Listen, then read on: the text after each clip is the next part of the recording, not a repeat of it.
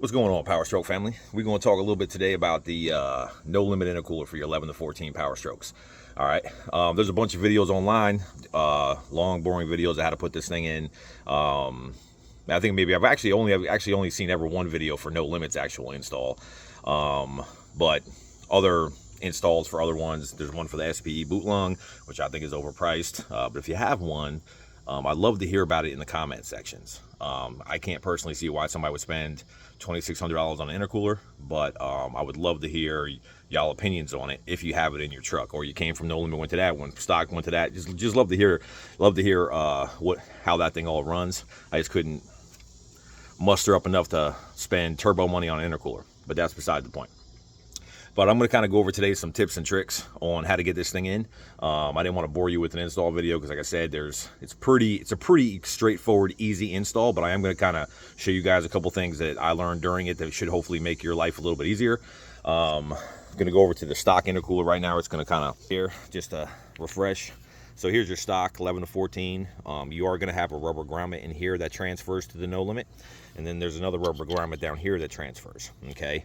Over here, which is on the facing the driver's side, there's kind of like a little screw hole plug-in that you have to remove out of here, okay?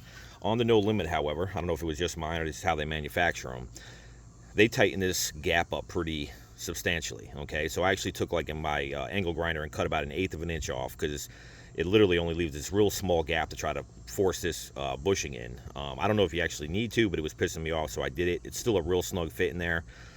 But that's one of the things I did. Okay, now clearly on your no limit, your hookups are going to be different. Okay, this is going to be what's going to connect to that lower, this port is what is actually now going to connect to that lower piece. So this is the stock hose. Here's the stock clamp that was on there. All right, this is pretty easy to take off. You just kind of pinch these two plastic pieces and it'll just wind off like that. Okay, and all you're going to do is I'm going to show you where this is, but you're just going to remove this hose from the T-fitting, okay? And that's what's going to, in that T-fitting is what you're going to connect that lower hose to. And while I'm also here too, I just want to show you this. I was actually kind of surprised at how much oil buildup to my, let me see, I probably don't see none in there. Hold on, let me see.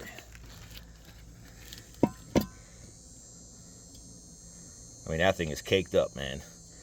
Another reason you should do a CCV route and you want to know how to do it, check my other video on here on the page if you haven't seen it already.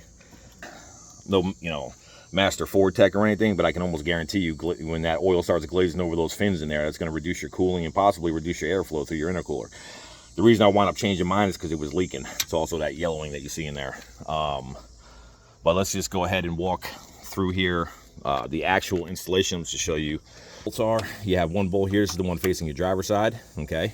And there's another one that's snugged in back there. I don't know if I can focus in on it, but it's another one snugged in back there behind your battery tray, okay? So you're gonna have to pull your driver's side battery out.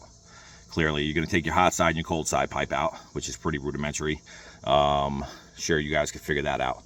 Mine would be a little bit different because I have a piping kit, but if you're running stock, I mean, just undo the clamps. One thing though, when I took my hot side pipe off, for me personally, I didn't have to remove it from the turbo. I just removed it from the actual intercooler itself, and then you just loosened up one of the clamps up top, and then I just kind of pushed the piping in a little bit just to kind of give me enough clearance to pull it out. All right, so I didn't really have to take it off the turbo.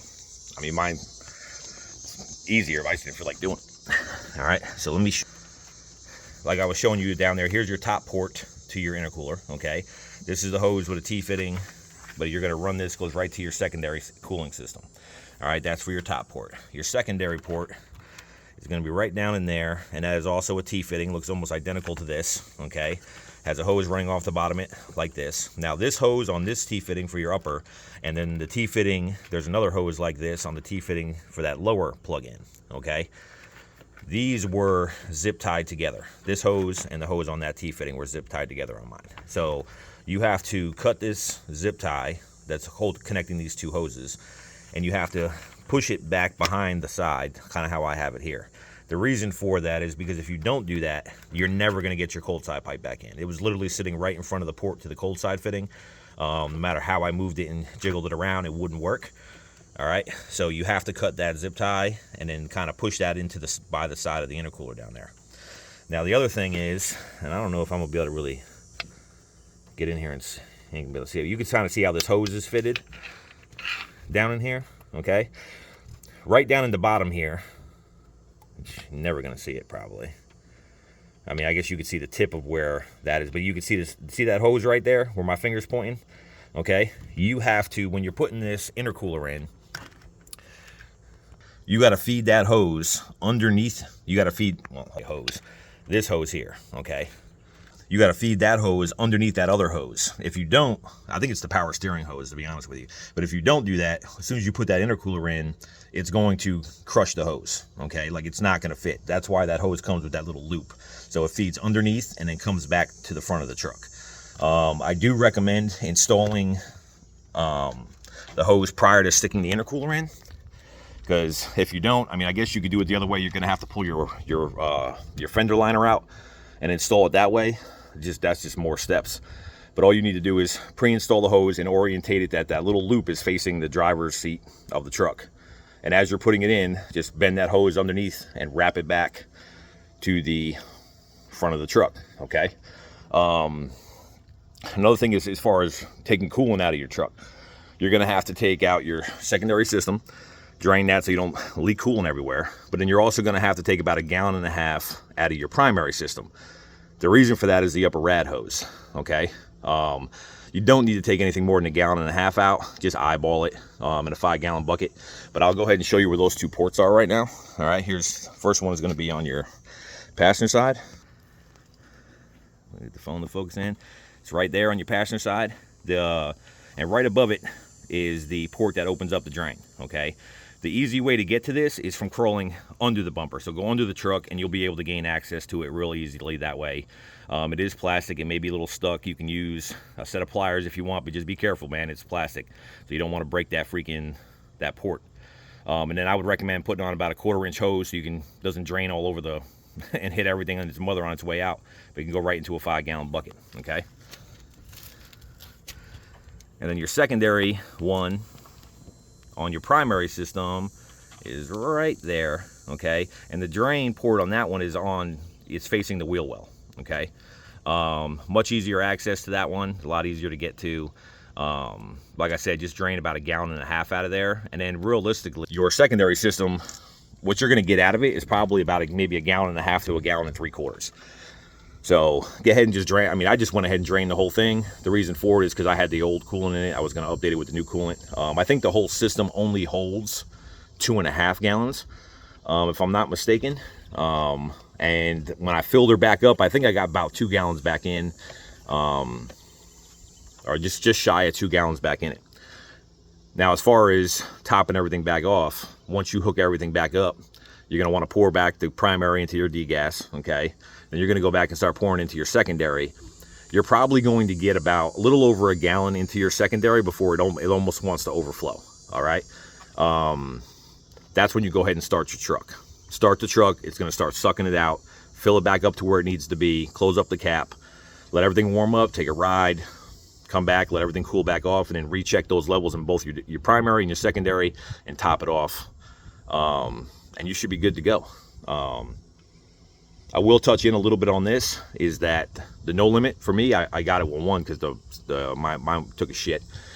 But secondly, because I was also wanting to drop my EGTs, especially for towing. Now, I haven't had a chance to tow with this thing yet, but I will say this, that just normal everyday driving, my truck has dropped about 100 degrees in EGTs. Now, granted, my truck is not going to be your truck. There's a lot of variables there. You're running a stock truck, you're running a tuned truck.